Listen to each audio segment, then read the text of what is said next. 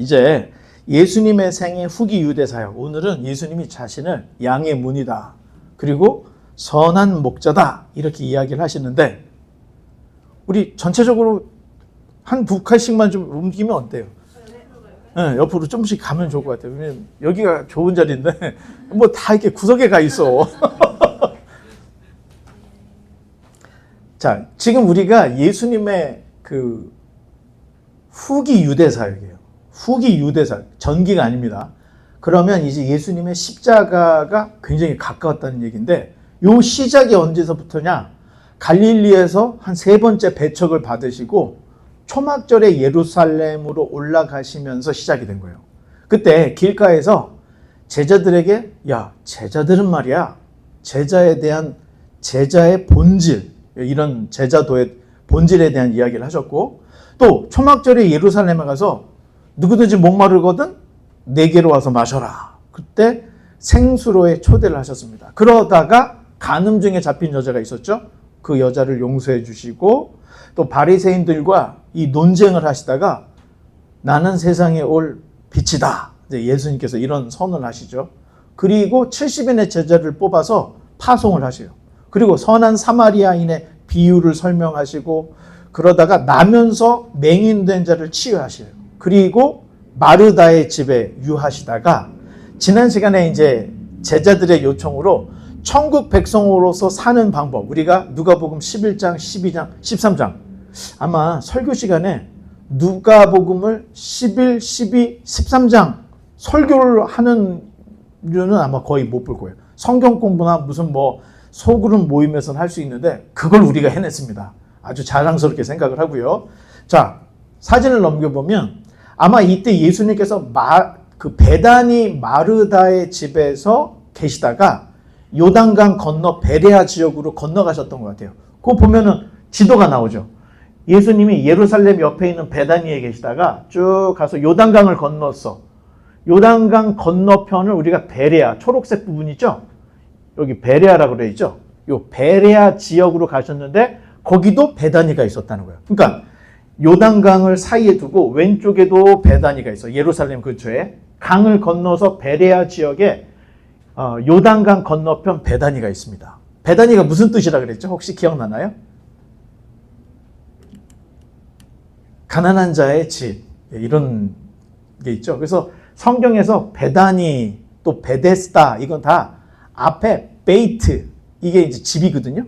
거기에서 나온 거기 때문에 베다니도 또는 베데스다 이게 다 은혜의 집 또는 베다니는 가난한 자의 집. 자, 이렇게 다 되어 있는 거예요.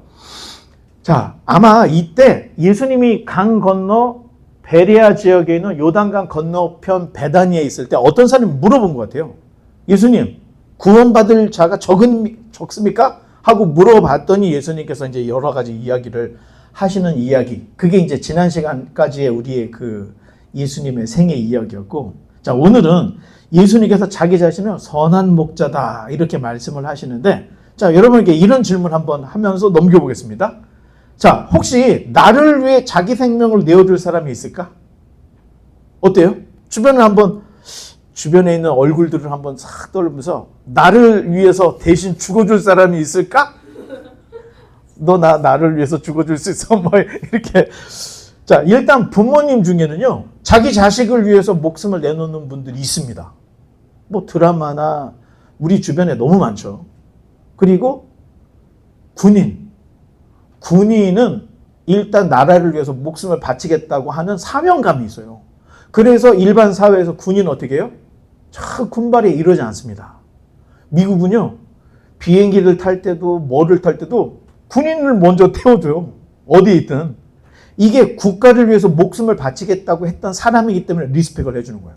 자, 이런 거. 자, 희생은 가치에 따라 하는 거예요. 그렇다면 가장 가치 있는 게 뭘까요? 가장 가치 있는 게 뭐겠습니까? 어때요? 사랑? 어때요? 여러분들 중에 나한테 있어서 가장 소중한 가치는 뭘까? 어떻습니까? 너무 많이 생각하지 마세요. 쉽게 생각해요. 자기 목숨이지. 네가 죽으면 끝나. 내가 죽으면 끝나. 그러니 자기 목숨, 생명이 세상 그 무엇보다도 가장 소중한 겁니다. 그러니 희생은 아무나, 아무 것에나 하지 않는 거예요. 자, 따라서 내가 기르는 나무가 있어. 이 나무가 죽어가. 이 나무를 위해서 내가 희생을 해야 되겠다. 이런 사람 봤어요, 여러분? 본 것 같은 얼굴을 하고 있네. 나는 못 봤어. 자, 자기가 가축을 많이 키워. 근데 이 가축을 위해서 내가 대신 죽어야 되겠다. 이런 사람 봤어요, 여러분? 자, 말로는 뭐 폭풍이 불어서 돼지들이 떠내려갔느니 소들이 막 죽었느니 할 때 내 생명 같은 소 얘기는 하지만 그 소를 위해서 자기 목숨 내놓는 사람은 없어요. 가축은 가축이고 나무는 나무니까. 왜? 가장 소중한 거는 자기 목숨이기 때문에. 무엇인가 가치 있는 것에 내 목숨을 바꿔줄 수는 있어도 일반적인 사람들 입장에서는 내 목숨이 제일 소중한 거예요. 자, 그런데 오늘 예수님은 자신을 목자다. 자, 목자는 뭐죠? 가축을 키우는 사람이에요. 특히 양을 키우는 사람은 우리가 목동 또는 목자라고 하잖아요. 예수님이 자기 자신을 나는 목자다 이렇게 이야기를 하시고 이렇게 말씀하셔요. 선한 목자는 양들을 위해 자기 목숨을 버린다. 이렇게 얘기를 하셔요. 넘겨보면 자 6절까지 한번 읽어보겠습니다. 내가 진실로 진실로 너희에게 이르노니 문을 통하여 양의 우리에 들어가지 아니하고 다른 데로 넘어가는 자는 절도요 강도요 문으로 들어가는 이는 양의 목자라. 문지기는 그를 위하여 문을 열고 양은 그의 음성을 듣나니 그가 자기 양의 이름을 각각 불러 인도하여 내느니라. 자기 양을 다 내놓은 후에 앞서가면 양들이 그의 음성을 아는 고로 따라오되 타인의 음성을 알지 못하는 고로 타인을 따르지 아니하고 도리어 도망하느니라. 예수께서 이 비유로 그들에게 말씀하셨으나 그들은 그가 하신 말씀이 무엇인지 알지 못하니라. 자, 이게 항상 이래요. 예수님 무슨 얘기를 하면 사람들이 번뜩번뜩 알아듣는 사람이 별로 없어. 그러다 가끔 가다가 그런 사람이 하나 있는 게 이제 성경에 나오는데 대부분은 예수님이 비유로 이야기를 하시고 상징적으로 이야기를 하시기 때문에 저자가 지금 무슨 말을 하는 거야? 잘 이해를 못했다는 거예요. 오늘날도 성경을 읽어서 이해를 못하는 건 당연한 거예요. 왜? 성경은 성령의 감동으로 기록된 말씀이기 때문에 성령의 감동이 있어야 하나님의 말씀이 들려지게 돼 있는 거예요. 그게 구원의 시작이고. 자, 지금 읽은 본문은 선한 목자에 대한 예수님의 설명이 참 6절까지 나오는데 참 목자는 문으로 들어간대요. 문으로. 그리고 양은 목자의 음성을 안다. 그러나 도둑과 강도는 담을 넘어 들어온다는 거예요. 그리고 양들은 강도와 도둑의 음성을 모른다. 자, 예수님은 당시에 그 양 목축에 대한 이야기로 비유적으로 얘기했는데 당시 양 목축은 도시 근교에서 또는 산골, 시골 산골 뭐 이런 데서 이렇게 그 목축을 했는데 양 목축을 했는데 자, 도시 근교 목축은 문지기가 있습니다. 도시화 됐기 때문에. 그리고 양은 공동 소유예요. 큰 우리를 만들어 놓고 문지기가 문을 지켜. 거기에는 기은이 양도 있고 율리 양도 있고 막 섞여져 있어요. 단 알아. 자기 양을 다 표시를 해놓으니까. 그리고 이 양들을 다스리는 목동 또는 목자가 있죠. 자, 이게 고용된 목자 또는 목동을 써서 양을 돌보게 했던 거예요. 자, 그러면 시골은 어떨까요? 시골 상간 목축은 주로 양은 다 주인 겁니다. 그러니까 크지는 않다는 거예요. 그리고 목자가 자기 몸으로 문을 항상 막아. 이 양들이 우르르 나가지 못하게 돌로 쫙 우리를 또는 뭐 목장처럼 나무로 쫙 예? 이 펜스를 딱 쳐놓고 문이 있는데 문에 목자가 항상 딱 이러고 있는 거야. 못 나가게. 그러니까 문지기 겸 목자 또는 목동이 자기예요. 그리고 이 양들은 시골에 있는 양들은 이 목자 또는 문지기의 목소리를 잘 알아들어. 야야야 너 거기 나와. 그러면 양이 어떻게 알았는지 네 하면서 들어가. 뭐 이런 거. 자, 굉장히 관계가 좋다는 거예요. 그래서 목자가 화장실을 가? 그러면 얘네들이 안 나가. 화장실 가는 거 알고. 뭐 이렇게 관계가 있어. 자, 넘겨보면 7절로 10절입니다. 그러므로 예수께서 다시 이르시되 내가 진실로 진실로 너희에게 말하노니 나는 양의 문이라. 나보다 먼저 온 자는 다 절도요 강도니 양들이 듣지 아니하였느니라. 내가 문이니 누구든지 나로 말미암아 들어가면 구원을 받고 또는 들어가며 나오며 꼴을 얻으리라. 도둑이 오는 것은 도둑질하고 죽이고 멸망시키려는 것뿐이요 내가 온 것은 양으로 생명을 얻게 하고 더 풍성히 얻게 하려는 것이라. 자, 이런 양들의 특성을 잘 아는 주님께서 먼저 자기가 자기 자신을 내가 곧 양의 문이다. 그렇죠? 이런 선언을 하시는데, 자, 이 문이 두 개이면 어떻게 될까요? 다 도망가지. 문은 유일하게 하나밖에 없다는 거예요.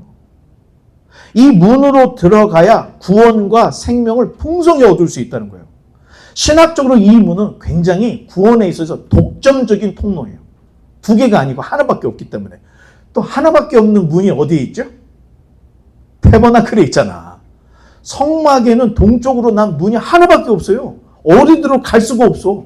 자, 이런 의미들은 이 문이라는 것은 단지 출입이 목적이 아니라 구원과 생명과 연관이 있다는 거예요. 그래서 성전에도 또는 성막에도 문은 하나고 또 이 양우리도 문은 하나. 이 독점적인 통로를 이야기하는데 생명과 구원은 오직 이 문으로만 가능하다는데 예수님이 자기를 지금 뭐라고 그랬죠?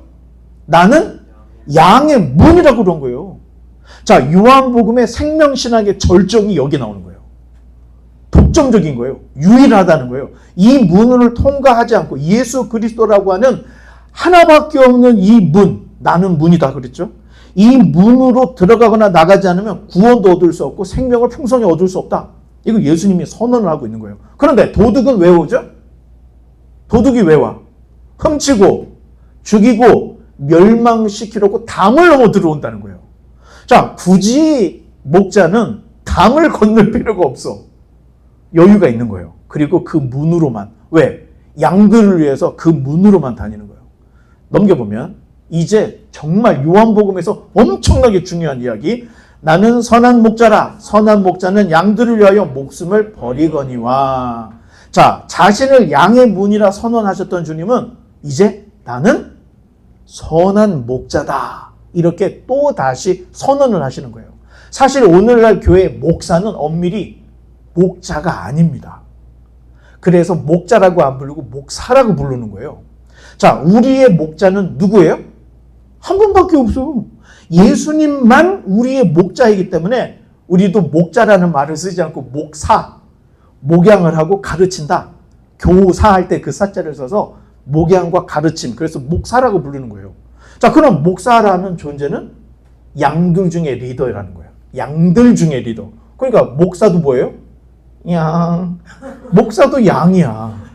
자, 목자는 리더 양에게 어떻게 합니까? 방울을 달아줍니다.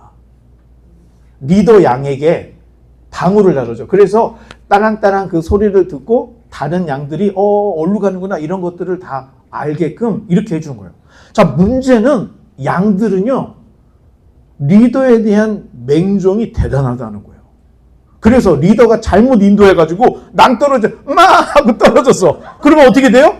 이거 떨어지는구나. 이게 아니고, 와, 다 가! 그래서 양들을 좀 멍청하다고 하는 겁니다. 아니, 그 개만 떨어지면 되는데 얘네도 떨어진 걸 보면서 하면서 다 떨어져. 자, 심리학자들이 이런 현상을 보고 군중심리라고 이야기를 합니다. 군중심리. 사람들이 이게 잘못된 길로 알면서 리더가 가니까 그냥 하면서 그냥 다 빠지는 거예요. 이게 군중심리라는 거예요. 자, 그러니 양 리더는 다른 어떤 양들보다 똑똑해야 돼. 그러니까 목자는 이 리더 양을 조금 이상한, 조금 덜 된 이런 양은 절대 리더를 안 시킨다는 거예요. 딱 봐서 자기들끼리 막 싸움도 해. 막 하는 거 보고 얘는 리더를 할 수 있겠구나. 그 양에게 딱 방울을 달아주면 그 방울 달린 양들을 우르르 따라다닌다는 거예요. 이게 신기하죠?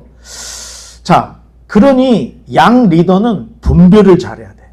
그리고 진짜 우리의 목자 되시는 예수님의 음성을 누구보다도 더 민감하게 들을 수 있어야 되고 정확하게 이해를 해야 돼요. 그리고 본이 되는 삶을 살아야 돼. 갑자기 낭떠러지 떨어져갖고 거기 있는 애들 떨어지지 않게 지혜롭고 또 의롭고 본이 되는 이런 리더 양.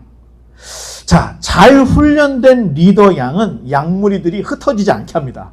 그래서 괜히 좀 초신자 양이 하고 막 가다 그러면 하면서 못 가게 하고 오줌을 마음대로 싸려면 야 여기서 어떻게 하면서 이게 지금 질서를 지켜요. 흩어지지 않게 한다는 거예요. 그리고 늘 이 우리 안에 있는 자기에게 속하 있는 이 양들을 아주 평화롭게 잘 지켜내요. 그런데 놀라운 것은 영원한 리더는 없다는 겁니다.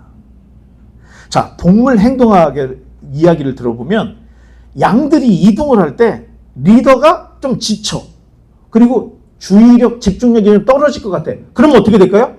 너 그만해. 이게 아니고 넘버 2가 이어서 계속 인도를 하고 넘버 2도 좀 이상하다 그러면 넘버 3가 딱 나와가지고 여기 아닙니다. 일로 가십니다. 하면서 그거를 계속 유지를 하더라는 거예요. 동물학자들이 보니까. 그런데 문제가 있습니다. 갑자기 이 곰, 늑대, 사자 막 이런 애들이 막 나타났어. 그러면 어떻게 될까요? 여러분 상상해 보세요. 어떤 일이 벌어질 것 같아? 갑자기 사자나 포식자가 나타났어. 그럼 양들이 어떻게 될까요? 우리가 지금까지 맹종하는 양들의 모습을 보면 리더 양이 탁 팔 걷어붙이고 야, 다 거기 있어. 내가 상대하지. 야! 할 것 같죠? 포식자가 나면 양들은 대혼란에 빠져서 리더고 뭐고 각자 도생을 해요. 빵! 흩어지는 거야. 이 양의 특징이라는 거예요. 여기에서 군중심리의 비극이 벌어진다는 거예요. 겁에 질린 양들은 누가 하나가 막 절벽으로 뛰어가면 저기가 보다 하고 우르르 가서 절벽에 다 떨어지고 또 한 놈이 막 숲으로 막 달려가면 우르르 갔다가 길이 막혀 있으니까 압살을 하거나 포식자가 와서 먹고 싶은 애도 골라 먹는다는 거예요. 이게 군중심리의 비극이에요.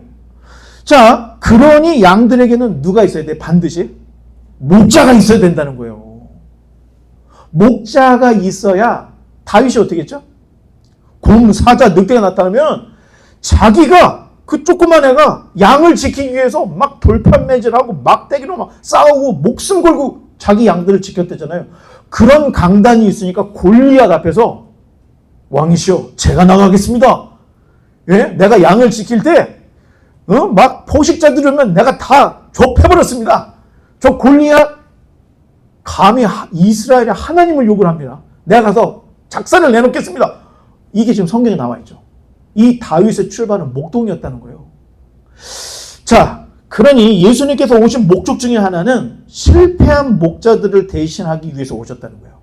그게 어디 나와요? 에스겔서 34장에 나오는데 실패한 목자들에 대한 심판과 참 목자에 대한 약속이 에스겔 34장에 있는데 예수님께서 자신을 선한 목자라고 하신 것은 에스겔 34장에 기록되어 있는 메시아적 목자의 전통을 계승하는 이런 의미가 담겨져 있어요. 그러면 에스겔의 배경을 볼까요? 에스겔은 2차 포로기 때, 2차 포로기 있죠? 거기 에스겔 포로라고 써있죠? 빨간 글씨로. 그때 포로로 잡혀가. 그러면 그 전에 605년에 여호와 김입니다. 우리가 먹는 김이에요. 김과 김이 있어. 니은과 미음 차이가 있기 때문에 그걸 좀 분명히 해야 되는데 여호와 김 통치 때 바벨론의 느부갓네살이 와서 유다를 완전히 굴복을 시킨 거예요. 그리고 인질 교육 실행을 위해서 다니엘과 세 친구, 그 유명한 그리고 왕족, 귀족, 엘리트 청소년들을 싹 다 잡아갔습니다. 그리고 2차 포로는 주전 597년경에 여호와 긴 통치 때 유다가 바벨론에 또 반기를 드니까 이것 봐라. 또 우르르 몰려와가지고 박살을 내고 여호와 긴 왕 그리고 에스겔 지도급 인사들, 군사, 기술자, 장인들을 싹 다 약 1만 명의 포로를 끌고 갔던 거예요. 바벨론으로. 성전의 보물들도 엄청나게 약탈을 해가버렸습니다. 이렇게 리더급들이 다 사라졌다는 것은 목자들이 사라졌다는 의미가 담겨져 있어요. 자, 그랬더니 3차 포로기에는 주전 588년 또는 586년경에 섭정이었던 시드기야가 또 바벨론의 반기를 들다가 이번에는 끝장납니다. 시드기야와 예루살렘의 대다수의 백성들이 다 포로로 끌려가고 이때 예루살렘 성벽, 성전이 다 파괴되고 불타버려요. 아마 이때 여호와의 언약궤, 법궤가 이때 소실된 게 아닌가 이렇게 다들 추정할 정도로 완전히 박살이 나버렸습니다. 그래서 남유다가 멸망했다 할 때는 이때를 얘기하는 거예요. 남은 것이 폐허와 그리고 써먹지 못할 가난한 몇몇 사람들만 놓고 가버린 거야. 자, 결국 어떻게 돼요? 목자들이 사라지니까 양들이 다 흩어지고 박살이 나버리더라는 거예요. 4차 포로기는 예레미야 52장 30절에 예레미야가 우리에게 전해주는데 주전 581년에 느부사라단이 유대인을 745명을 잡아갔다. 이런 기록이 담겨져 있어요. 그래서 총 포로는 4번 정도로 우리가 보는데, 자, 이런 배경하에서 에스겔의 예언이 성전 파괴 이전, 성전 파괴 이후 이렇게 말씀 2가지의 내용으로 기록을 하고 있어요. 그 중에 실패한 목자 이야기가 에스겔서 34장에 나오는데, 에스겔에 나오는 목자들은 그때 당시에 이스라엘의 정치적, 영적 지도자들, 왕, 귀족, 제사장, 예언자들을 뜻하는 거예요. 근데 이들이 실패를 했다는 거예요.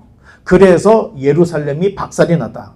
자, 이들은 하나님의 양무리를 돌보라는 사명을 주셨는데, 아니, 돌보기는커녕 이 양들을 착취하고 흩어버리고 치명적인 죄를 졌다는 거예요. 넘겨보면, 자, 우리가 뭐 길지는 않겠지만 빨리빨리 한번 읽어보겠습니다. 1절로 3절까지만 한번 읽어보겠습니다. 여호와의 말씀이 내게 임하여 이르시되, 인자야, 너는 이스라엘 목자들에게 예언하라. 그들과 목자들에게 예언하여 이르기를, 주 여호와께서 이같이 말씀하시되, 자기만 먹는 이스라엘 목자들은 화 있을진저 목자들이 양떼를 먹이는 것이 마땅하지 아니하. 너희가 살찐 양을 잡아 그 기름을 먹으며 그 털을 입되 양떼는 먹이지 아니하는도다. 이 34장에 이렇게 이야기를 하는 거예요. 자, 실패한 목자들은 양을 돌보지 않아. 그리고 양털 옷을 해 입고 살찐 양, 이거 어디서 잡아먹을 만한 양이 없을까? 매일 이런 것만 보고 자기 배만 채웠다는 거예요. 넘겨보면 4절. 너희가 그 연약한 자를 강하게 아니하며 병든 자를 고치지 아니하며 상한 자를 싸매주지 아니하며 쫓기는 자를 돌아오게 하지 아니하며 잃어버린 자를 찾지 아니하고 다만 포악으로 그들을 다스렸도다. 자, 실패. 이 목자들이 해야 될 일이 연약한 양들, 병든 자, 상한 자, 쫓기는 자, 잃어버린 자를 이렇게 줘야 되는 일을 해야 되는데 그냥 팽개쳐버리고 강포와 억압으로 지배. 이 5대 직무유기를 했던 것을 조목조목 따져서 지금 이야기를 해요. 또 넘겨보면 5절로 8절입니다. 목자가 없으므로 그것들이 흩어지고 흩어져서 모든 들짐승의 밥이 되었도다. 내 양떼가 모든 산과 높은 맷뿌리마다 유리되었고 내 양떼가 온 지면에 흩어졌을 때 찾고 찾는 자가 없었도다. 그러므로 목자들아, 여호와의 말씀을 들을지어다. 주 여호와의 말씀에 내가 나의 삶을 두고 맹세하노라. 내 양떼가 노략거리가 되고 모든 들짐승의 밥이 된 것은 목자가 없기 때문이라. 내 목자들이 내 양을 찾지 아니하고 자기만 먹이고 내 양떼를 먹이지 아니하였도다. 자, 여기서 6절에 맷뿌리 있죠. 이거 너무 어려운 단어라 제가 일부러 찾아놨습니다. 높은 산봉우리들을 얘기하는 거예요. 양들이 흩어져 갖고 막 산봉우리에 있고 들에 있고 강에 있고 막 흩어져 버렸다. 자, 이런 얘기를 하고 있는데 결국 양들은 포식자의 먹잇감이 되어버렸고 다 흩어진 양들을 방관만 하고 있는 그 모습을 이야기를 하시는 거예요. 그랬더니 넘겨보면 9절 10절입니다.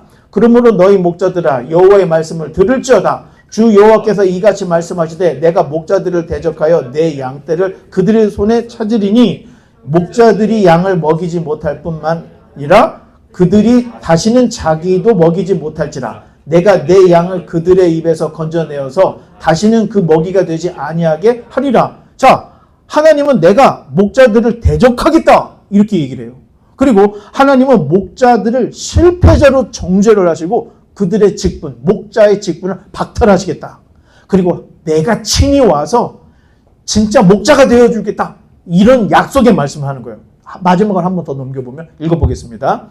내가 한 목자를 그들 위에 세워 먹이게 하리니 그는 내 종 다윗이라. 그가 그들을 먹이고 그들의 목자가 될지라. 자, 이처럼 메시아라는 분은 다윗을 잇는 진정한 선한 목자라는 것을 계승을 이야기하는 거예요. 그래서 구약의 메시아는 세 가지. 왕, 지도자, 제사장. 이게 목자의 역할이었던 거예요. 자, 이렇게 비유가 되는데 바벨론 포로 이후에 유대라는 목장에 담을 넘어 들어온 도둑과 강도들이 너무 많았던 거야. 그 중에 하나가 그때 당시에 실권을 잡고 있었던 종교 지도자들, 헤롯 땅, 뭐 이 사람들, 막 이런 사람들이 담을 넘어 들어와서 유대 땅을 막 자기 것인 양 막 주인 행세를 하는 이들이 있었다는 거예요. 그러나 선한 목자는 양을 살리기 위해서 자기 목숨을 버리는데 이들은 자기 희생은 하지 않고 그 양들에게서 뽑아먹기만 하는 자들이에요.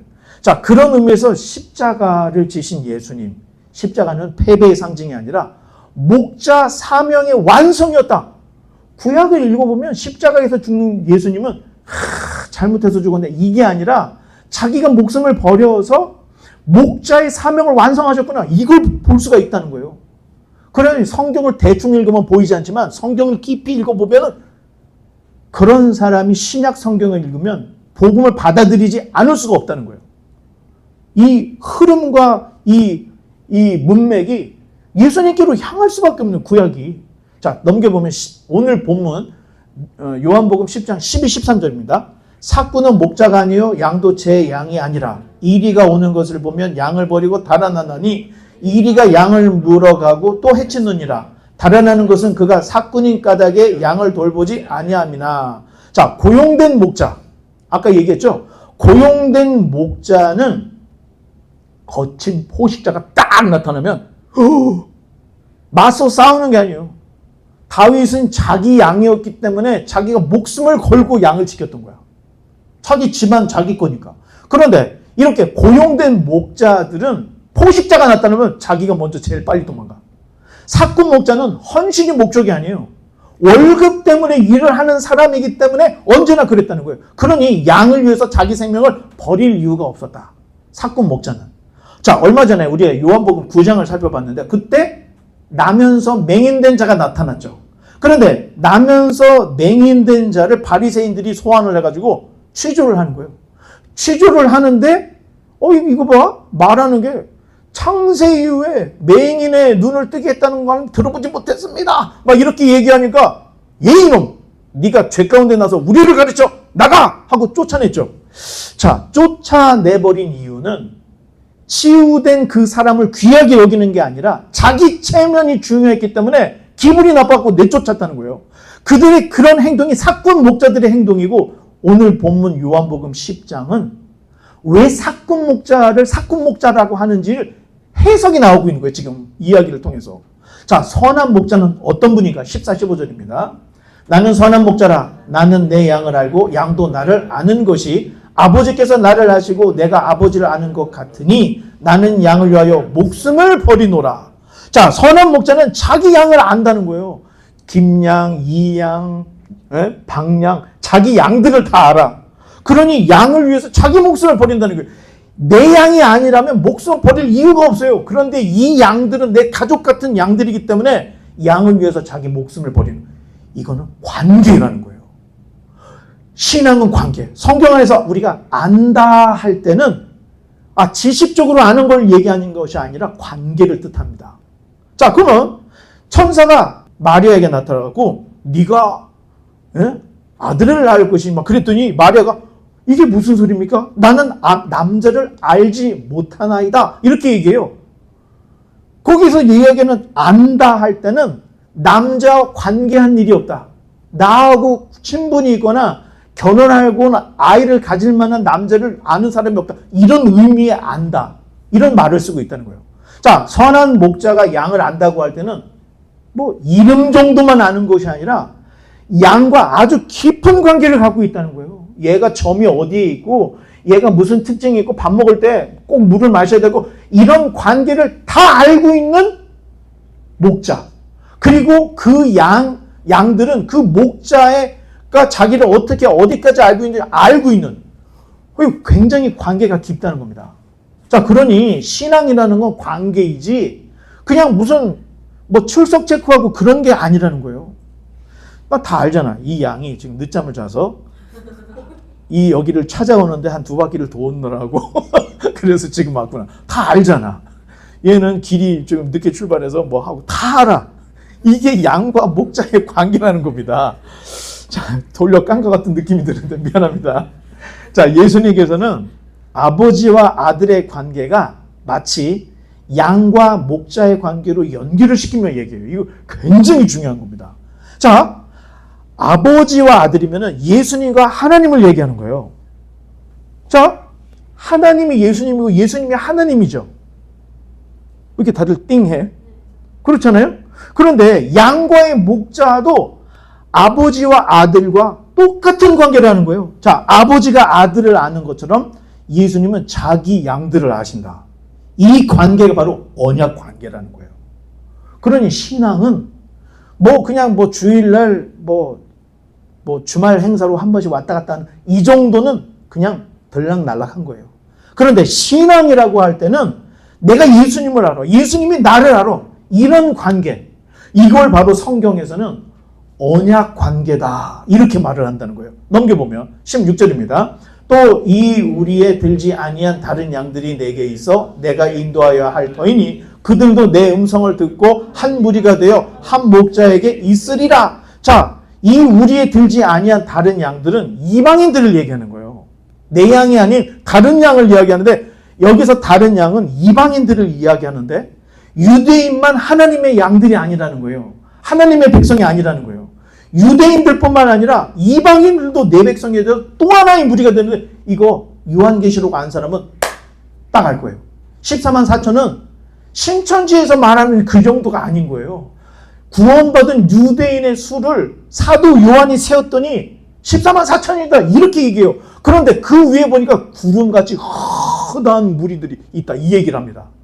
그런 유대인뿐만 아니라 이방인의 허다한 무리들이 하나님의 백성이 되었다는 것을 이야기하는데 이미 요한복음에서 예수님께서 이렇게 얘기를 하셨다는 거예요.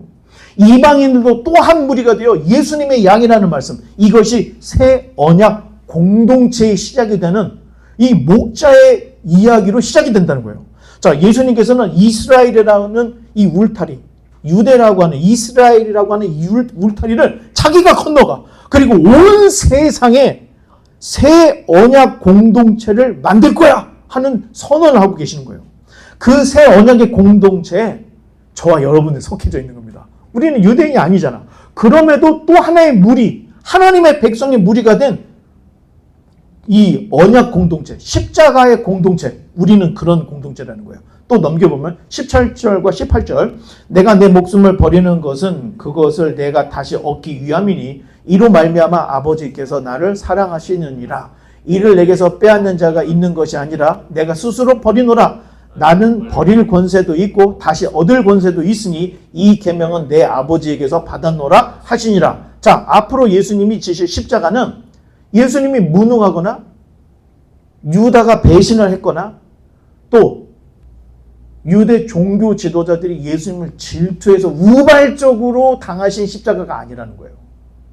내가 내 양들을 구하기 위해서 또 이 울타리 밖에 있는 수많은 길 잃어버린 양들을 위해서 내가 스스로 내 목숨을 버린다. 그래서 17절은 약간 우리 사투리는 그가 머시기가 거시기 하는 것처럼 내가 내 목숨을 버리는 것을 그것을 이게 머시기 예? 내가 다시 얻기 위함이니 이로 말미암아 아버지께서 나를 사랑하라. 이게 그런 말로 앞에 있는 말을 받아치는 대명사로 쓰고 있기 때문에 이게 무슨 말인가 그 앞 문장을 정확하게 이해를 하면 예수님께서는 온 세계의 십자가 공동체를 지기 위해서 내가 내 목숨을 버려서 유대인들뿐만 아니라 이 울타리 밖에 있는 수많은 이방인들에게까지도 이 십자가의 공동체로 다 들어오게 하려고 내가 스스로 버리는 거야. 내 목숨을. 이렇게 말씀하신다는 거예요.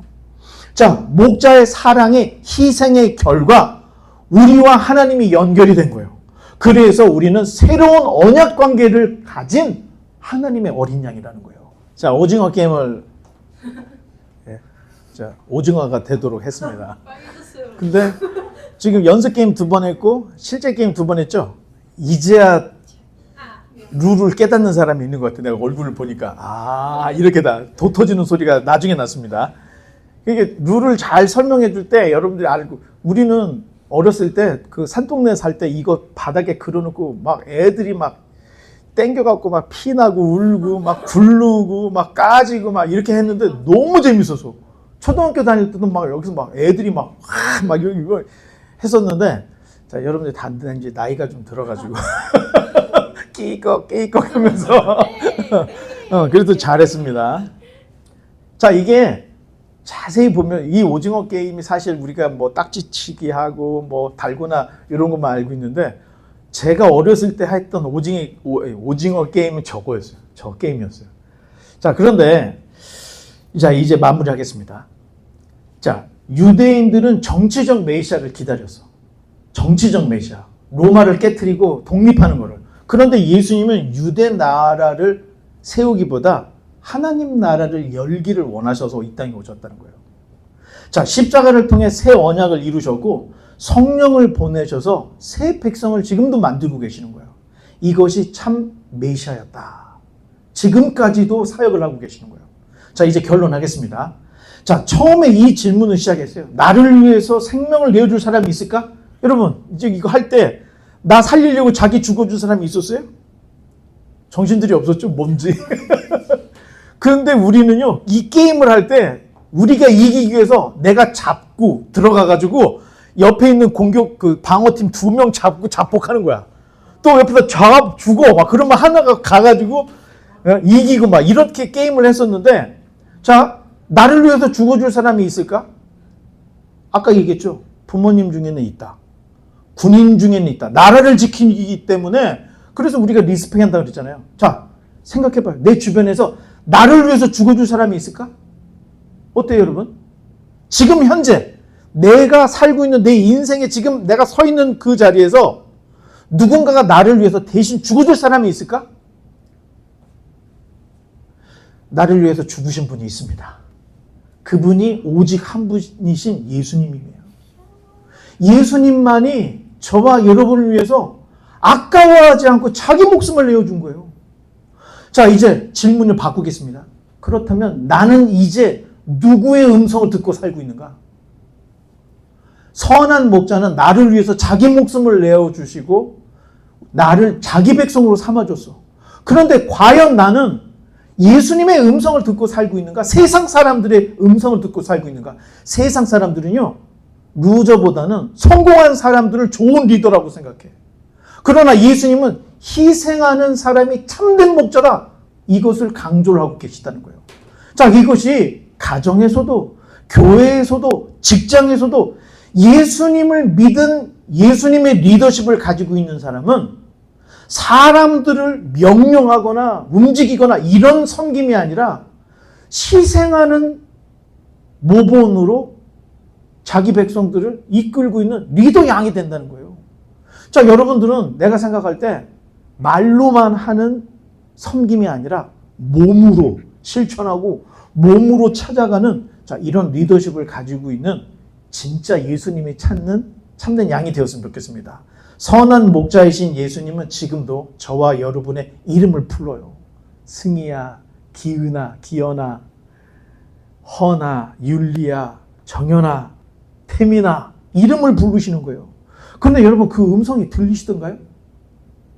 혹시 내가 너무 세상 사람들이 걸어가는 그 리더십, 그것만 따라가다 보니까 예수님은 나를 위해서 죽어서 나에게 생명을 주고 나를 자기 백성을 삼아줬음에도 불구하고 귀는 예수님께 향하지 않고 세상에 향하는, 자, 예수님은 지금도 나를 불러주시고 문을 열어주시고 생명을 주시고 풍성한 삶으로 인도하신다는 거예요.